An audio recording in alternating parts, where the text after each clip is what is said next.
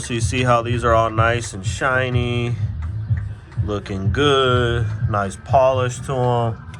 This back cylinder right here, the cam lope is pretty wiped out, and then you can see the rollers pitted pretty bad. So that's where that consistent knock is coming from. What up, YouTube?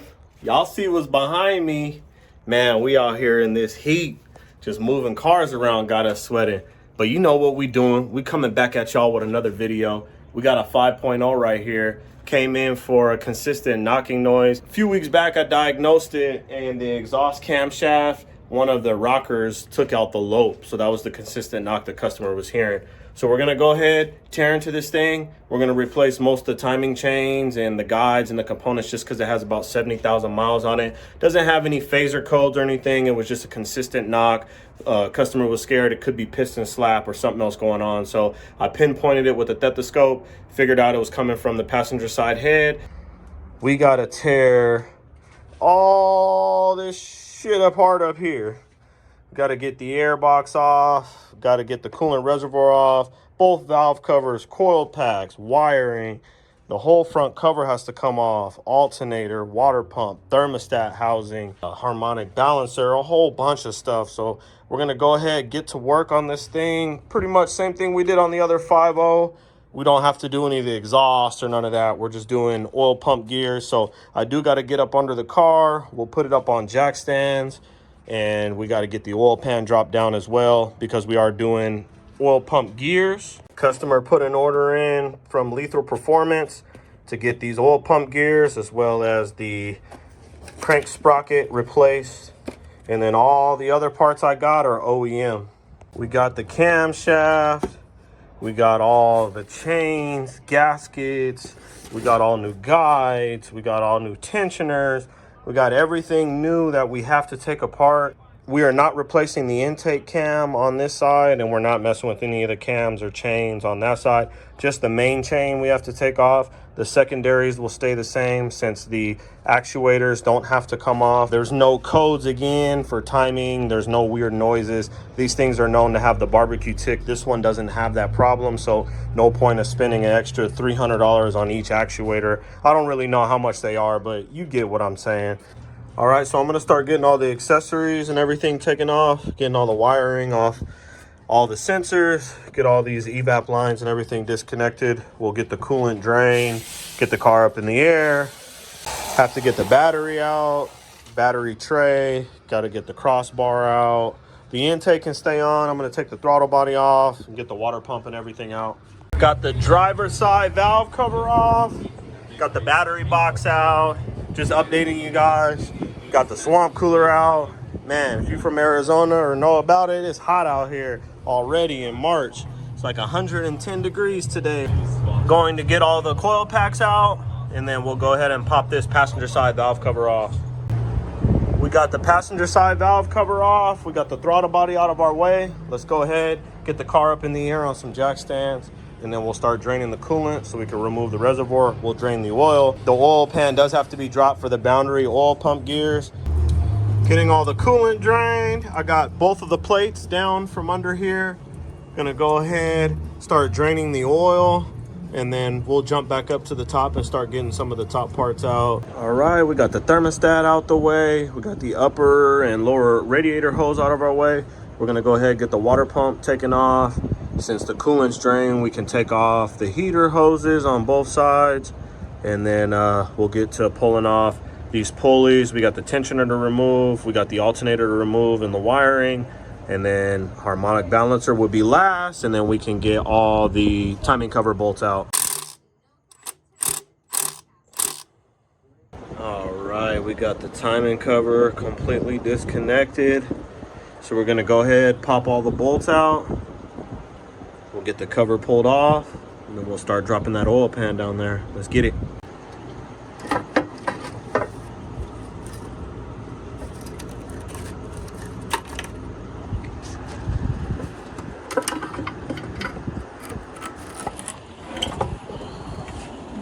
Cover is off, as you can see. We gotta get down to this oil pump. The way the oil pan is the pickup tube is integrated, so you gotta drop the pan to get the pump off, and then we're gonna replace that O-ring that sits up in there as well. Dropped the oil pan down, took all the 10s and 13s out. It was just a few more because there's 4 in the front of the timing cover on the bottom. But you can see I have enough room now to get the oil pump out without the pickup tube being in the way. So we'll go ahead and start getting everything cleaned up and start getting the timing removed. The problem child over here is this camshaft. You can see the roller is all pitted real bad. And look at this chain. See how this chain has tension on it? Look at the slop in this one. And it's on the exhaust side too.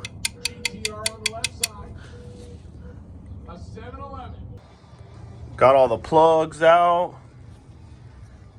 Got the wire harness tucked up there. I just unhooked it from the computer on this side and then from the fuse box here. Man, that sun was kicking my butt. So I went ahead and put a little tent up. Got the table set up. We got all our new parts, guides, chains, tensioners. And we only got one chain for this side. We got the cam there. And then we got all our gaskets here. New bolts, crankshaft seal. Just all the stuff, timing cover, oil pan gasket, water pump.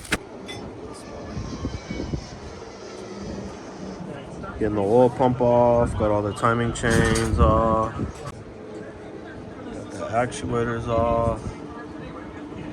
Gotta have the right tools. The exhaust cam out. Old gears here. See some little stuff pass through. It definitely got some wear on it.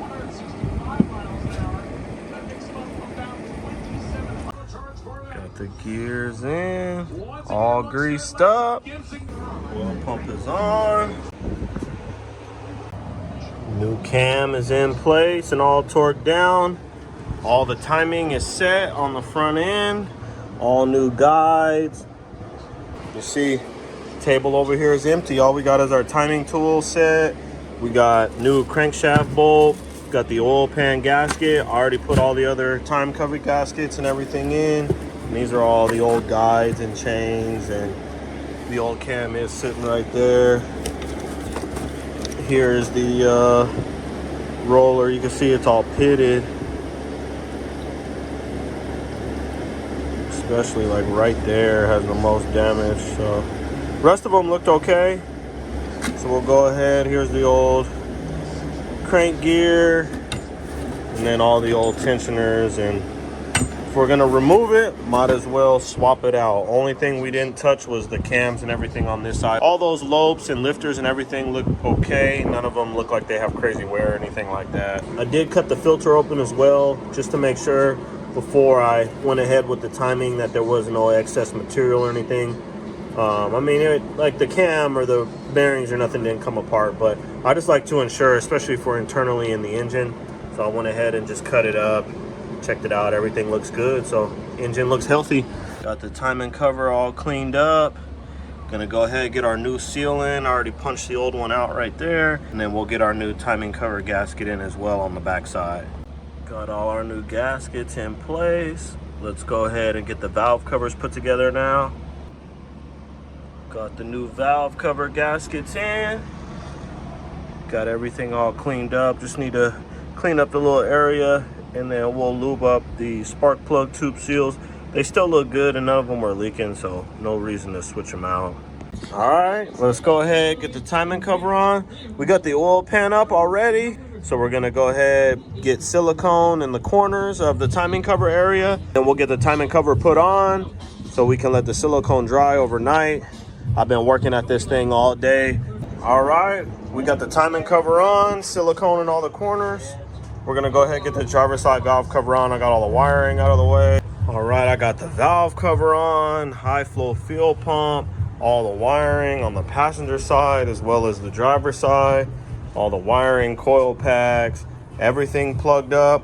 we're gonna go ahead and start tackling the front accessories. I'm gonna start with the harmonic balancer, get my install tool, get that thing put down in place, and then we'll get the alternator on, we'll get the tensioner on, we'll get the idler pulleys on, we'll get the AC stretch to fit belt on.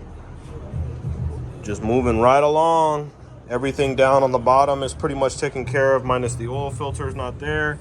This header was touching this AC line, so I was able to clearance it when I had the motor loose. I was able to lift it up a little bit just to finagle the oil pan around, clean all the surfaces and everything like that, because the oil pan gasket was actually pretty good, so no sense of swapping it out. It was still pretty thick, so I just cleaned the 4 corners and then put new silicone on the corners and cleaned up the gasket area and got everything bolted back down into place. It looks like the corner of the timing cover over here was actually leaking. Not sure if somebody was in this engine before me. The way the silicone looked, it did not look factory, but I got it all cleaned up and sealed up the proper way. So we'll let the silicone dry tonight. I'm gonna just finish putting a couple of accessories on, and then we'll pick up bright and early in the morning. Got the harmonic balancer on, got the stretch to fit belt on. We're gonna call it a night there. Let's go ahead and get this alternator on, and then we got the tensioner assembly here. Alternator goes there first. We got the stud and the nut, and then we got the single bolt here screwed in. So let's get this on. Alternator's on, tensioner's on, all the wiring's hooked up. On the backhand side there, we'll get the fan back in both sides, get these bolts out of the shroud here, and then we'll move on to getting the water pump and everything put on. Got the fan in, bolted down, plugged up. Water pump is on with the new O-ring. We got the thermostat housing on. We got lower radiator hose on. So we'll go ahead now, get the water pump pulley on, and then we'll get the serpentine belt in place. Water pump pulley's on, bolts are torqued down, got the serpentine belt on. So we'll go ahead now, get the upper radiator hose connected. We'll get the throttle body on, and then we'll get the reservoir in place. Coolant reservoir's in place, throttle body's on. We'll go ahead and get the battery box in, get the battery tray, you know, all the tins and stuff. We'll go ahead and knock that out. Just like that, battery's in. All the cables are tied down, brackets are in, clips are in. We got the cold air intake in place. So we're gonna go ahead, just clean everything up, get the drain plug in the bottom, get some oil in the engine, get some coolant in the motor, and we'll fire this thing up. It's coming to an end. I know we didn't do nothing crazy on this one, just some oil pump gears and fixing a problem with the camshaft, but it was that consistent knock. So just in case you're experiencing the same thing with your Mustang, could be the same problem, but you definitely have to pinpoint it out. All right, we got Mobil 1 oil put in. I made a little bit of a mess, so I had to clean some of it up. I'm gonna go ahead and fill up the cooling system now with some orange Ford. Getting the coolant vacuum down. You can see it's starting to suck some of the hoses down. So I'm letting the compressor catch back up. We'll get it below -25, but you can see it's holding its place right there. So as long as the vacuum ain't retracting, it ensures we have no coolant leaks. We'll go ahead, let the compressor fill all the way up, and then we'll open up the valve again. Got the Ford orange going in. It's slowly retracting back as it's filling up. All the hoses are starting to fill up. One way to ensure you got a full system without letting it run forever. All right, we're off the jack stand. Go ahead and grab the keys real quick. The lights is crazy on the front. That's crazy work. I already primed the motor by running the starter over from the fuse box over there. So let's go ahead. Should fire right up. Oh. Moment of truth.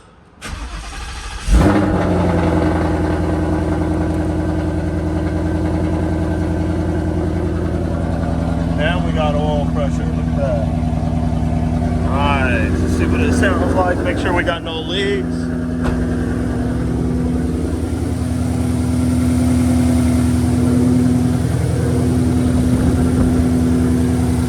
It's gonna smoke a little bit. I did spill a little bit of oil in this area, but all the belts are looking good. Nothing's leaking underneath. All right, we'll let it warm up. I ran the motor over and checked the oil level. It was good, so I'm not hearing that consistent knock I was hearing before. That's good. We'll just let it warm up.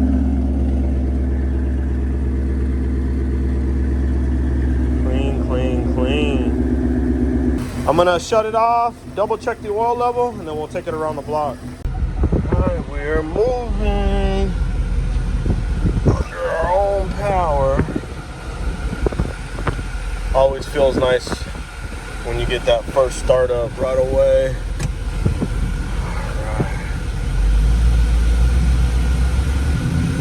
Got the AC on full blast because it says it's 91 there, but that's a lie. Let me turn this down a little bit.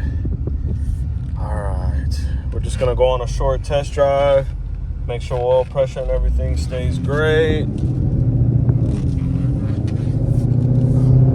This one is a 10 speed, so it's cruising nice. No check engine lights. Got a car wanting to jump over. We got a GT Elantra back. Gotta watch out for them. But that'll wrap it up on the video for the Coyote. I appreciate you guys watching. You know, we did the oil pump gears, did a bunch of timing stuff, did the camshaft and all that.